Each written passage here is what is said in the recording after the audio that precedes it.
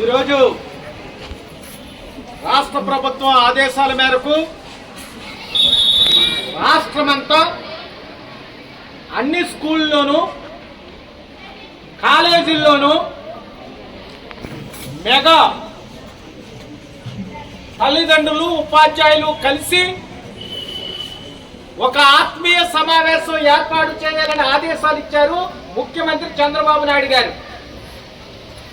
ఆ ఆదేశాలని అనుసరిస్తూ రాష్ట్రమంతా కూడా విద్యార్థులు వారి యొక్క తల్లిదండ్రులు ఉపాధ్యాయులు ఆత్మీయ సమావేశం ఏర్పాటు చేస్తున్నటువంటి సందర్భంలో ఈ కొత్తపేట గర్ల్స్ హై స్కూల్లో మనం సమావేశం అయ్యాం. దీనికి స్పెషల్ ఆఫీసర్ గా ఉన్నటువంటి తహసీల్దార్ గారిని, ఈ కార్యక్రమానికి విచ్చేసినటువంటి జెడ్పీటీసీ మరి రమాదేవి గారిని, అదే రకంగా ఇక్కడ బీజేపీ నాయకులు కూడా ఉన్నారు, సత్యానందరావు గారు, అలాగే సత్యనారాయణ గారు, కంటంజెట్ శ్రీని గారు, మూర్తి గారు, ఇక చాలా మంది తల్లిదండ్రులు, ముఖ్యంగా ఈ విద్యాలయానికి చైర్మన్ గా ఉన్నటువంటి మిత్రులు శ్రీనివాస్ గారు, మరి ఈ కార్యక్రమాన్ని నడిపిస్తున్నటువంటి హెచ్ఎం సత్యనారాయణ గారు, మీ అందరినీ కూడా మనస్ఫూర్తిగా నేను అభినందిస్తూ ఉన్నాను. ఈ కార్యక్రమం చేసే ముందు, ఉపన్యాసం ముందు ఒక కార్యక్రమం చేయాలని నా వ్యక్తిగతమైనటువంటి ఆలోచన. ఈవేళ గురు పౌర్ణిమ, గురువుల్ని గౌరవించుకుంటే మనల్ని మనం గౌరవించుకున్నట్లు. అందుకోసం మొట్టమొదటిగా ఈ హై స్కూల్ ప్రధానోపాధ్యాయుడైనటువంటి సత్యనారాయణ గారిని మరి తహసీల్దార్ గారు చేతుల మీదుగా చిన్న చిరు సత్కారం చేయవలసిందిగా నేను కోరుతూ ఉన్నాను.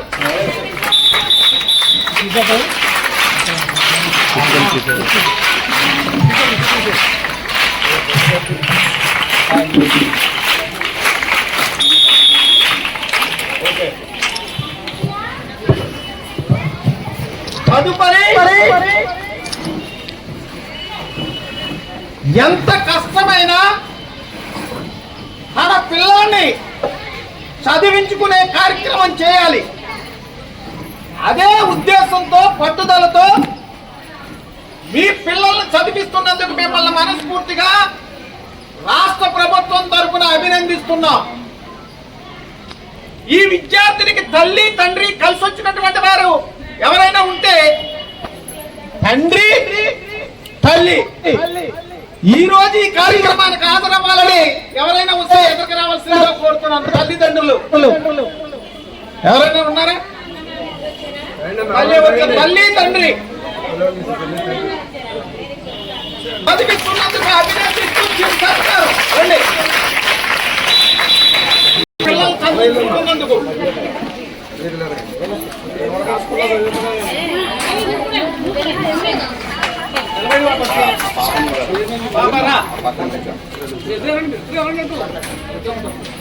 హెచ్ఎం గారు, చైర్మన్ గారు కొద్దిగా ఓకే వెళ్ళం. కానీ అసలు ఈ సమావేశం సందర్భం ఏమిటో మీకు రెండు మాటలు చెప్తాం. విద్య గురించి ఎంత చెప్పినా తక్కువే. 18వ శతాబ్దంలోనే ఒక మహానుభావుడు మహాత్మా జ్యోతిరావు పూలే ఒక మాట చెప్పాడు, విద్య లేకపోతే విజ్ఞానం నశిస్తుంది, విజ్ఞానం లేకపోతే నైతికత కోల్పోతాం, నైతికత కోల్పోతే ఐక్యమత్యం లేకుండా పోతుంది, ఐక్యమత్యం లేకపోతే శక్తి నశిస్తుంది, శక్తి నశిస్తే సమాజంలో సాటి మానవుడిని అనగద్రొక్కుతారు. ఈ అనర్థాలన్నిటికీ మూలం చదువుకోవటమే అని గ్రహించాడు మహాత్మా జ్యోతిరావు పూలే. అందుకే 18వ శతాబ్దంలోనే విద్య గురించి చాలా పెద్దగా చెప్పినటువంటి మహానుభావుణ్ణి ఈ సందర్భంగా జ్యోతిరావు పూలే గారిని స్మరించుకోవాలి. ఆ తర్వాత రాజ్యాంగ నిర్మాత డాక్టర్ బిఆర్ అంబేద్కర్ ప్రపంచ వ్యాప్తంగా ఒక గుర్తింపు పొందాడు అంటే ఆ మహానుభావుడు విద్య వల్లే. ఈ రెండు విషయాలు ఈ సందర్భంగా తెలుసుకోవాలి తల్లిదండ్రులు, విద్యార్థులు, గురువులు. ఈ సందర్భంగా ఈ కొత్తపేటలో ఉన్నటువంటి ఒక వ్యక్తిని అభినందించాలి. మన మధ్య లేకపోయినా విద్యాలయం కోసం మరి ఎంతో విలువైనటువంటి ఈ స్థలాన్ని ఈ విద్య కోసం ఇచ్చినటువంటి చింతం రామారావు గారు, అమ్మానమ్మ గారిని మరి ఈ స్థల దాతలు మనస్ఫూర్తిగా నేను అభినందిస్తూ ఉన్నాను. వారు మన మధ్య లేకపోయినా వారు చేసినటువంటి మంచి మరి మనకు కనపడుతుంది. ఈ రకంగా మరి విద్య గురించి మనం తెలుసుకోవాలి. ఈ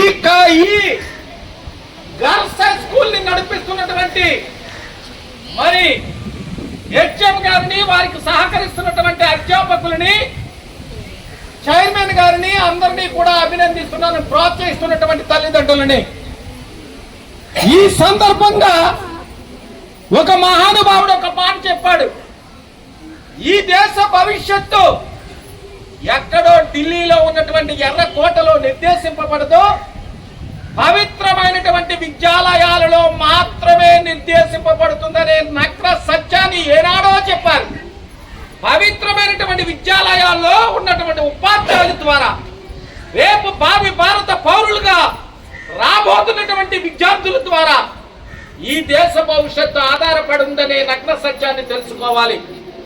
ఇక ఆఖరుగా రాజకీయ జోలికి పోను కానీ ప్రభుత్వాలు చేస్తున్నటువంటి కార్యక్రమాన్ని ఒక మాట మీ ముందుంచి సెలవు తీసుకుంటాను. మరి గతంలో కూడా మీ పిల్లల్ని మీరు చదివించుకోవడం కోసం ఒక కార్యక్రమాన్ని గత ప్రభుత్వం తీసుకొచ్చింది. అదే అమ్మ ఒడి. ఆ అమ్మ ఒడి కార్యక్రమంలో ఆనాడు ఎన్నికల ముందు ఒక మాట చెప్పారు. ఏం చెప్పారు? మీ పిల్లలు ఎంతమంది ఉంటే అంతమందిని చదివించే కార్యక్రమం ప్రభుత్వంగా తీసుకుంటుందని ఆనాటి ప్రభుత్వం చెప్పింది. కానీ అధికారంలోకి వచ్చిన తర్వాత ఒక్కరికి 13,000 వేసి మరి చేతులు దులుపుకున్నారు. ఇద్దరు పిల్లలుంటే లేదు, ముగ్గురుంటే అసలే లేదు, నలుగురుంటే ప్రసక్తే లేదు, ఐదుగురుంటే ఆ మాటే లేదు. ఒకరికే చదివిస్తామని 13,000 వేశారు. ఇది అందరికీ తెలిసినటువంటి విషయమే. అప్పుడు చంద్రబాబు నాయుడు గారు మరి కూటమి ప్రభుత్వం ఒక మాట చెప్పింది. మేము అధికారంలోకి వస్తే జనసేన, బీజేపీ, తెలుగుదేశం కలిసి కూటమి ప్రభుత్వం అధికారంలోకి వస్తే మీ ఇంట్లో ఒక్కరుంటే ఒక్కరికి ఇస్తాం, ఇద్దరుంటే ఇద్దరికి ఇస్తాం, ముగ్గురుంటే ముగ్గురికి ఇస్తాం, నలుగురుంటే నలుగురికి ఇస్తాం, ఐదుగురున్నా ఇస్తామని ఎన్నికల ముందు చెప్పాం. ఆ ఎన్నికల ముందు చెప్పినటువంటి మాటే తల్లికి వందనం. ఆ తల్లికి వందనంలో ఈనాడు 15,000 ఇస్తానన్నాం. ఆ 15,000కి 13,000 ఒక్కొక్కరికి మీ అకౌంట్ లో వేస్తున్నాం. ఆ 2,000 గురించి కూడా మీరు ఆలోచించాలి. మీరు చదువుకుంటున్నటువంటి స్కూల్ మెయింటెనెన్స్ కు తీసుకుంటున్నాం.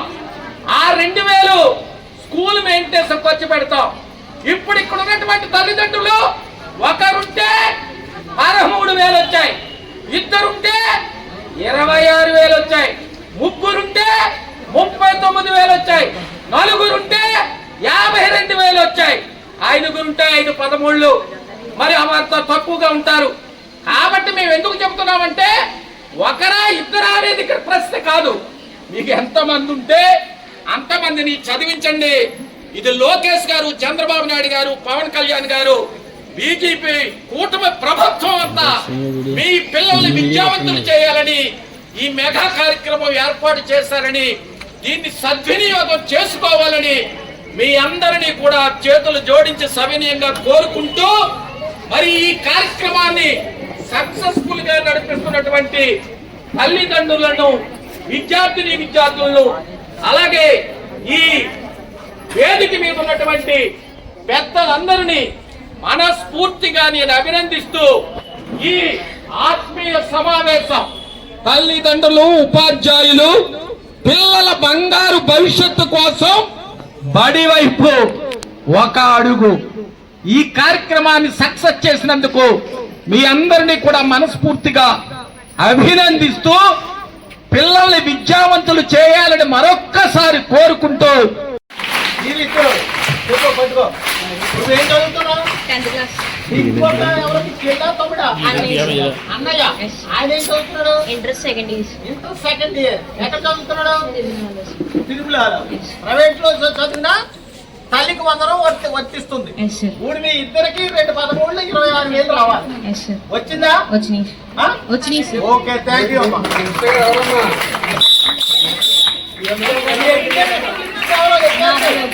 నారా లోకేష్ గారు. ముఖ్యమంత్రి గారు ఎవరు? నారా చంద్రబాబు నాయుడు. ఉప ముఖ్యమంత్రి గారు ఎవరు? పవన్ కళ్యాణ్.